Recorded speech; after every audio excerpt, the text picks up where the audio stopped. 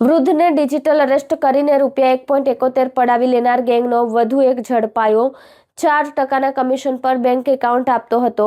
સુરતમાં 61 વર્ષીય વૃદ્ધને digital arrest કરીને ₹1.71 કરોડ પડાવનાર ટોળકીના વધુ એક ઠગ આરોપીને દિલ્હી એરપોર્ટ પરથી ઝડપી પાડ્યો હતો। સાયબર ક્રાઇમ સેલ દ્વારા મળતી માહિતી અનુસાર વેસુ ખાતે રહેતા 61 વર્ષીય વૃદ્ધને એક અધિકારીના નામે ફોન કરી આધાર કાર્ડ પર સિમ કાર્ડ એક્ટિવ થયું છે। આ બેંક એકાઉન્ટમાં મોટા પાયે નાણાકીય વ્યવહારો થયા છે, જેથી મની લોન્ડરિંગ અને ફ્રોડ કેસમાં સંડોવણી હોવાનું જણાવી પોલીસ તરીકેની ખોટી ઓળખ આપી ધમકાવ્યા હતા। બાદમાં ઠગબાજોએ તેમને ડિજિટલ અરેસ્ટ કરી અલગ અલગ બેંક એકાઉન્ટોમાં ₹1.71 કરોડ ટ્રાન્સફર કરી લીધા હતા। સાયબર સેલે આ ગુનામાં અગાઉ આરોપી મુકેશભાઈ મગનભાઈ પટેલ અને મેહુલભાઈ રણછોડભાઈ પટેલને ઝડપી પાડ્યા હતા।